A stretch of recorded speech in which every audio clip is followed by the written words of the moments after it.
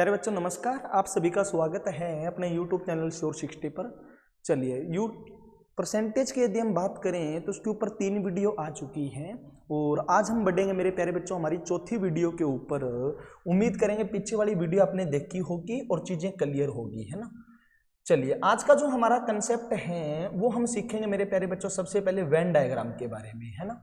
छोटा सा कंसेप्ट है, 15-20 मिनट की वीडियो होगी और इस टाइप को बढ़िया से कवर करते हैं।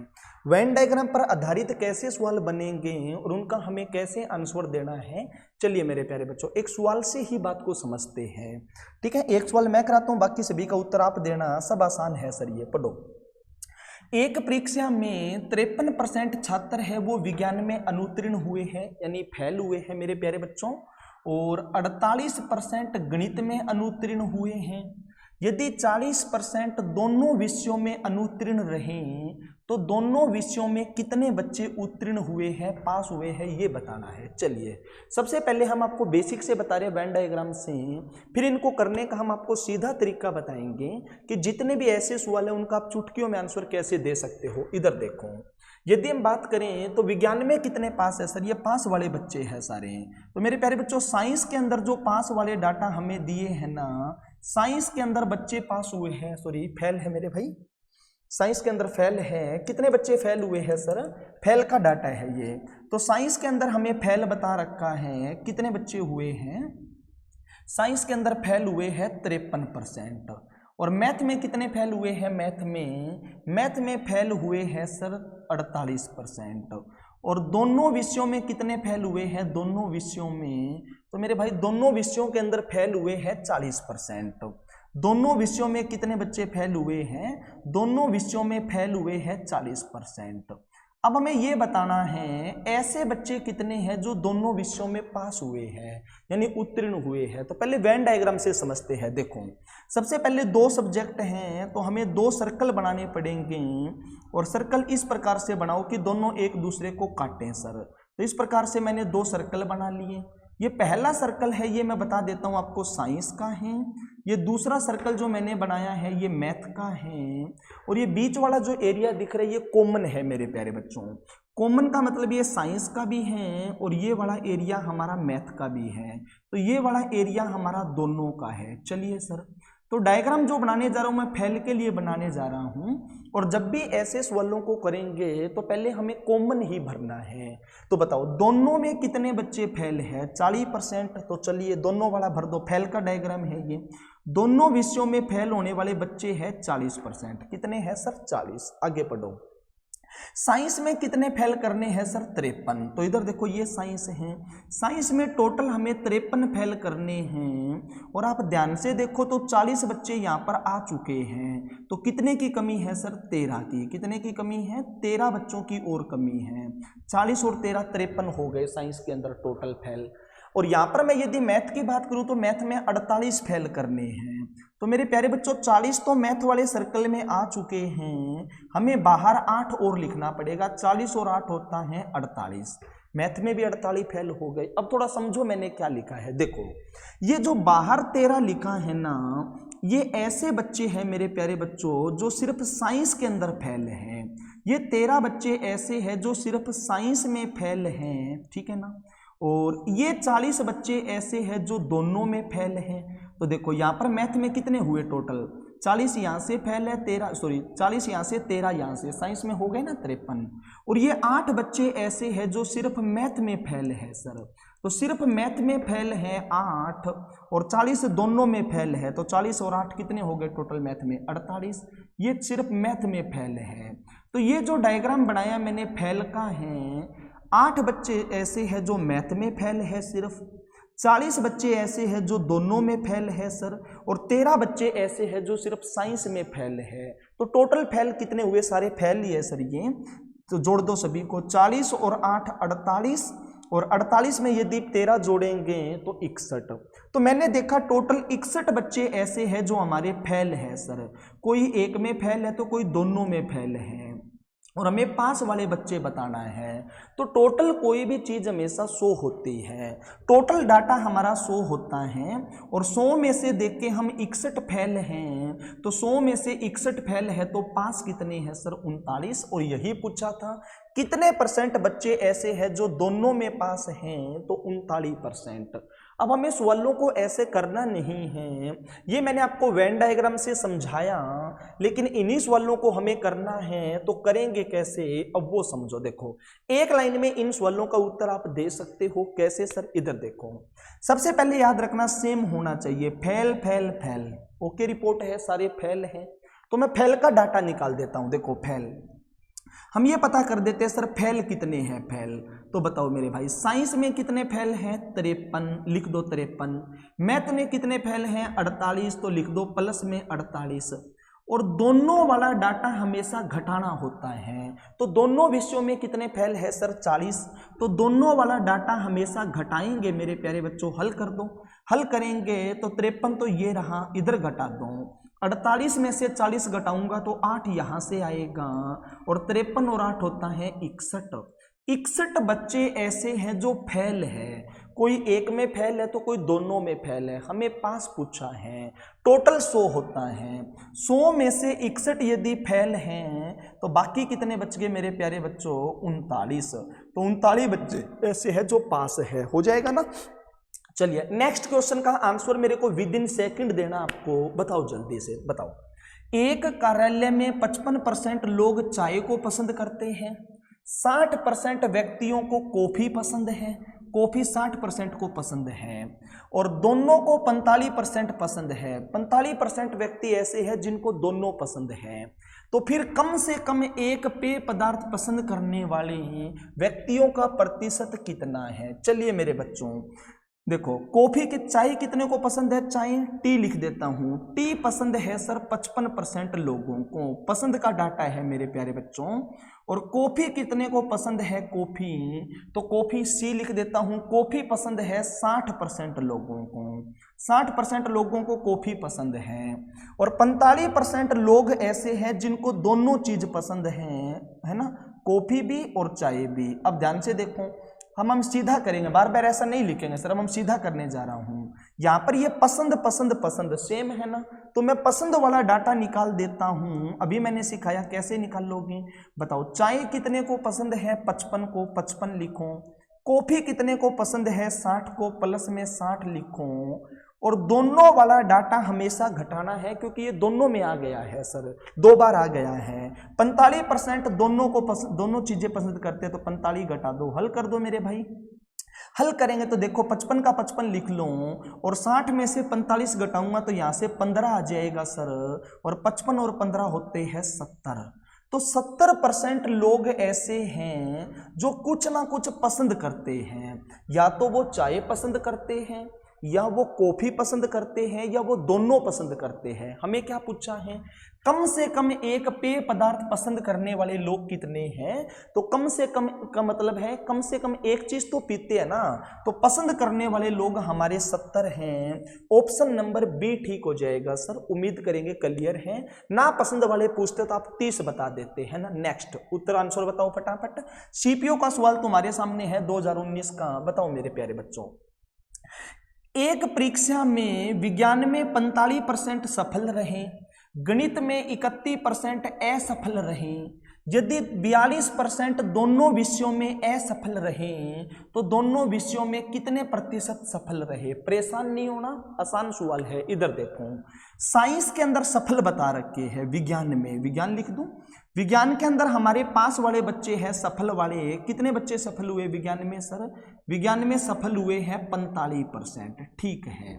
अच्छा, गणित में कितने असफल हुए हैं, मैथ, भाई मेरे मैथ का दे रखा है असफल का डाटा।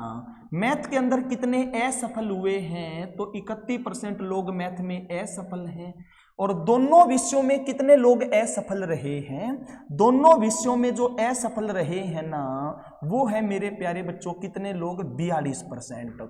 42% लोग ऐसे हैं जो दोनों विषयों में असफल है। अब ध्यान से देखो, मैंने अभी बताया तुम्हें डाटा सेम होना चाहिए। देखो, सफल असफल असफल, गलत बात है सर। सारा सेम करो तो सभी को असफल बना रहा हूं। एक बात बताऊं भाई, टोटल 100 होता है। अब ये कह रहा है विज्ञान में 45% सफल हैं, और 100 में से यदि 45 सफल हैं तो बाकी कितने बच गए मेरे प्यारे बच्चों? 55। तो ऐसे लोग जो विज्ञान के अंदर असफल है वो हो गए हैं 55। अब ये सारे असफल है, असफल असफल असफल। तो चलिए मैं असफल निकाल देता हूं कि टोटल असफल लोग कितने हैं। तो सिंपल है, बताओ बताइए, विज्ञान में कितने असफल है? 55। और मैथ में कितने असफल हैं? 31। तो 31 जोड़ो और दोनों वाला डाटा घटाएंगे। 42% लोग दोनों में असफल है, तो ये घटा दो, जोड़ दो मेरे प्यारे बच्चों। 5 और 1 6 और 3 और 5 8। 85 में से हम 86 में से हम 42 घटाएंगे तो कितना बचेगा? 4 और 4 44, है ना।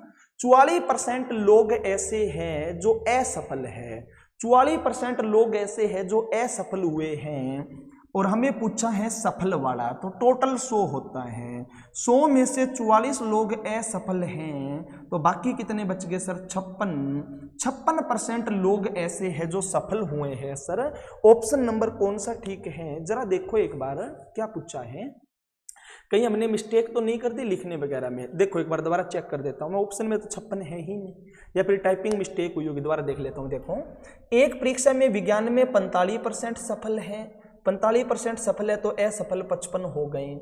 गणित में 31% असफल हैं, और दोनों के अंदर 42% असफल है। 55 31 माइनस 42 करेंगे, 5 और 1 6, 3 और 5 8, 42 घटाएंगे, 4 4 44। ये तो ठीक है मेरे भाई।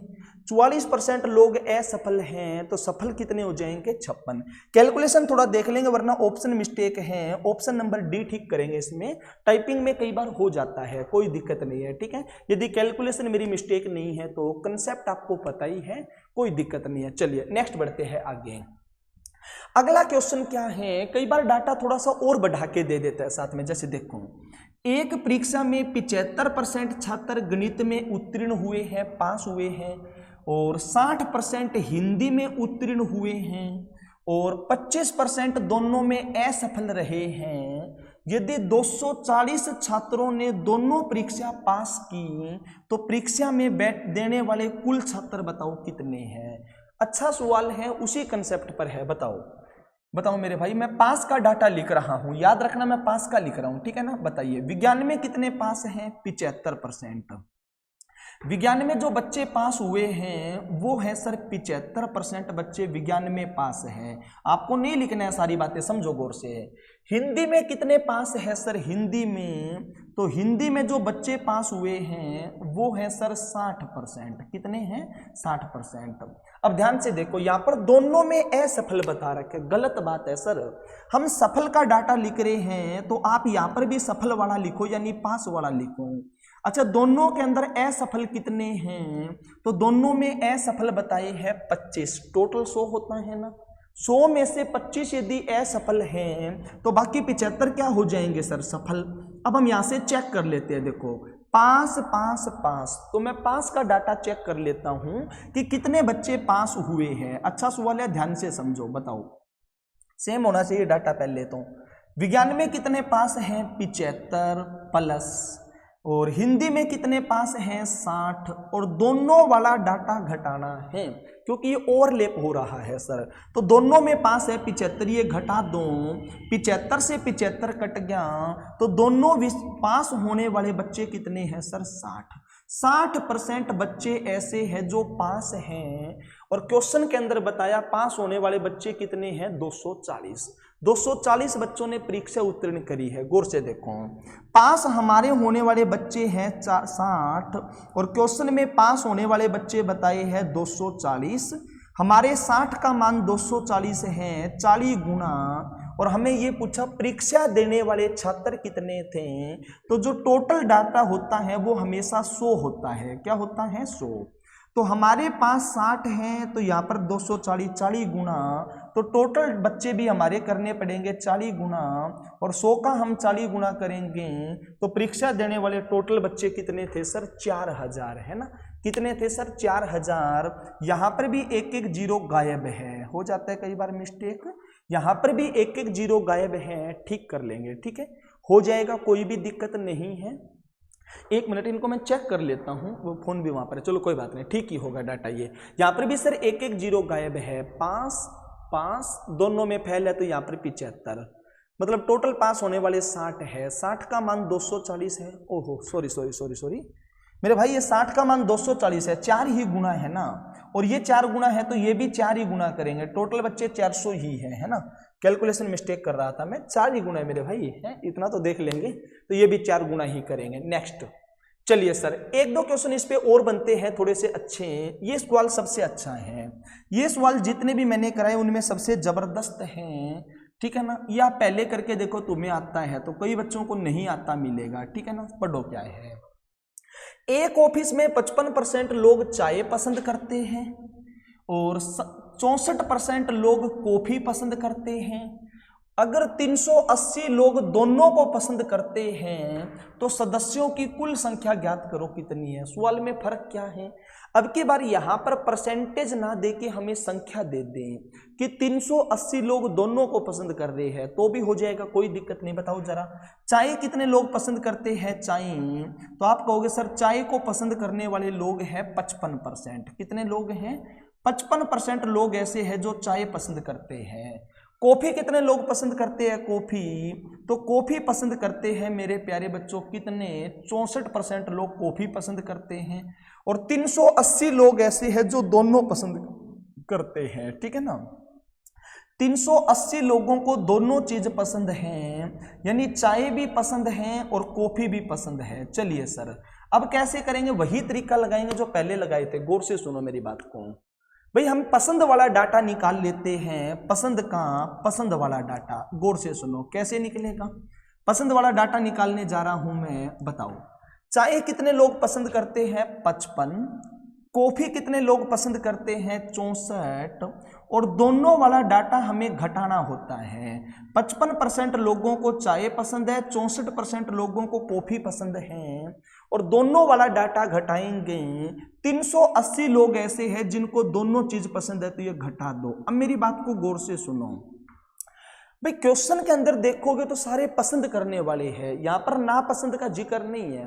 सारे लोग ऐसे हैं जो कुछ ना कुछ पसंद करते हैं, तो पसंद करने वाले टोटल देखूं तो सारे पसंद करने वाले ही हैं, यानी सारे पसंद करने वाले हैं, तो ये पसंद करने वाले लोग हैं 100%। मेरे भाई क्वेश्चन में कहीं ऐसा नहीं लिखा कि कुछ लोग पसंद नहीं करते, सारे के सारे किसी न किसी चीज को पसंद कर रहे हैं, तो चाय को या कॉफी को, यानी ये टोटल जो डाटा है ये 100 है। हल करेंगे मेरे भाई, हल करेंगे तो यहाँ पर 100% हैं, और इधर हल करेंगे 5 और 4 9, और 6 और 4 11, 119% माइनस में 380 है। चलो हल कर देते हैं, ये 100 में इधर ले जाता हूँ, 119 में से 100 घटाऊंगा तो 19%, और ये 100 इधर जाएगा तो ये 380 इधर आएगा, इधर आके ये प्लस का 380 हो जाएगा। तो इज्जत के साथ पता चल गया 19% का मान 380 है, और हमें ये पूछा कुल सदस्य कितने हैं, तो टोटल कोई भी चीज 100 होती है। 19% का मान 38 है, 338 है डबल, 19 दूनी 38, पीछे 0, 20 गुना, तो 100 का 20 गुना करेंगे तो ऑफिस के अंदर टोटल लोग कितने हैं सर 2000। ये थोड़ा बढ़िया लेवल का सवाल था, जहां पर परसेंटेज ना देके आपको लोग बता देगा इतने लोग हैं, तो भी यहां से हो जाएगा, कोई दिक्कत नहीं है। चलिए अब हमारा अगला पैटर्न शुरू हो गया, उसको हम कल की क्लास में देखेंगे। 3 वाला पेपर में नहीं आता, काफी टाइम से गायब है, 4-5 साल हो गए मेरे को इसको देखते हुए।